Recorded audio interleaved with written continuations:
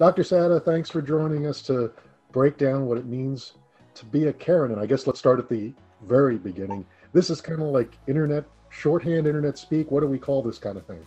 A meme. And call me Karen. So we'll go low power distance, which also kind of relates to the Karen thing.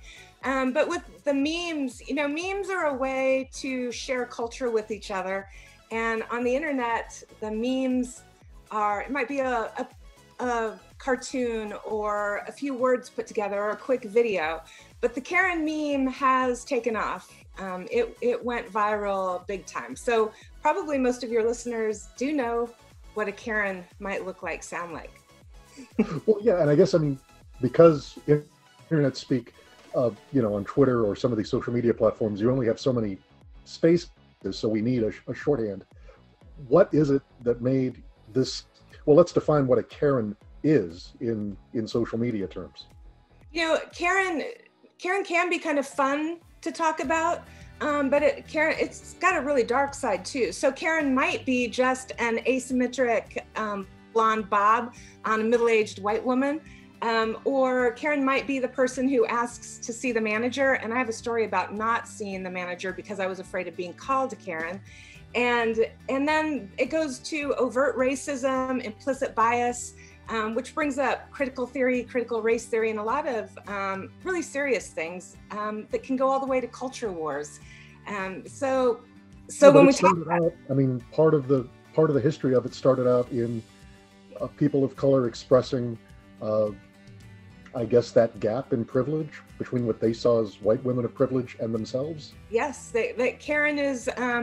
Karen's a stereotype of white privilege, middle-aged white woman that plays a victim role maybe, and then gets her way through bad behavior. And so, Central Park Karen is probably the most famous of the Karen memes, where she was walking her dog without the leash in Central Park, and a man asked her to put her dog back on the leash, and she got on the phone and was talking to the police about an African-American man that was, bothering her or attacking her. And it was, if you haven't seen the video, you can easily find it online.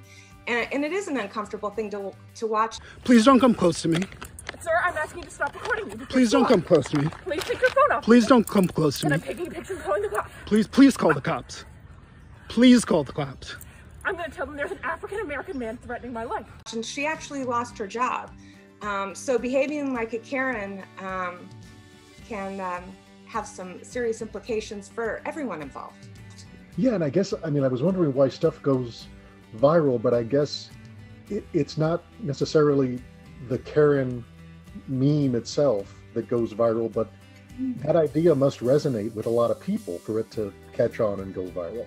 Things that scare us, things that disgust us, things that we want to avoid are more likely to go viral. So things on the negative side have a much better chance of going viral than the nice, the puppy videos that we're watching online. So based on our basic psychology, things that scare us, things that are wrong, things that we want to know about to protect ourselves in the future, those things are much more likely to go viral. So we don't want to be a Karen, and we also don't want to be the recipients of Karen behavior. So we all have to protect ourselves from a Karen. So it's important psychologically for all of us to know about what a Karen is, so that we don't behave like one, and so that we don't get attacked by one.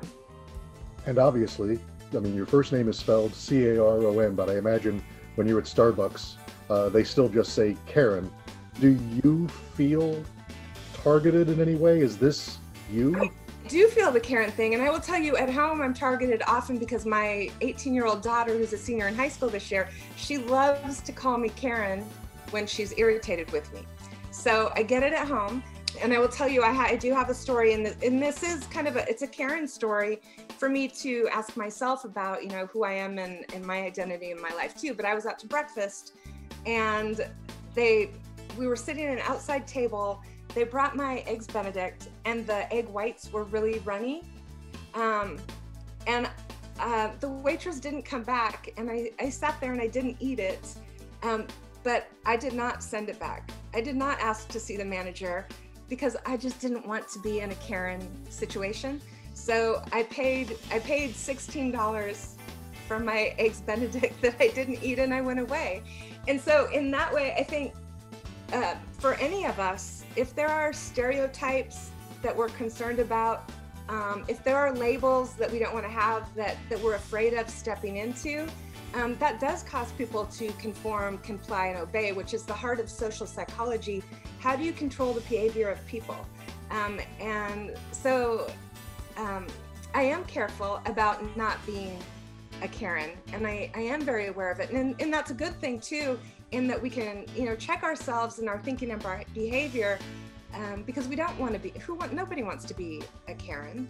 Right, but it also means you eat possibly underdone eggs. I mean, like, I, as a Latino male named Richard, could send that Egg Benedict back. They may think I'm an annoying customer, but they also may look at that plate of Eggs Benedict and say, wow, we screwed up. I'm glad this customer pointed this out to us. Do we sometimes, I mean, is the thought of avoiding being a Karen going to end up causing some harm in some way? Or does the society going to recalibrate and figure out a middle ground here? Well, I think there are several, because you can get accused, you have to be careful of the patriarchy. I have to be careful of Karen. Black women who speak up have the angry Black woman in the back of their minds.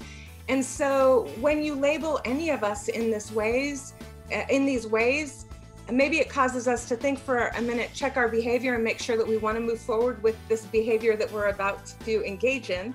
But then it also stifles us, it quiets us, it silences us in different ways.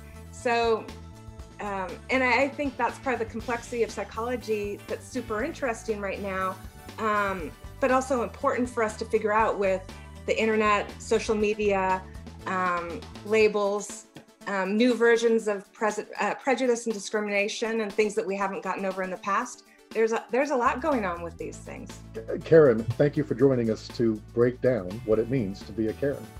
Thank you for welcoming a Karen into your world.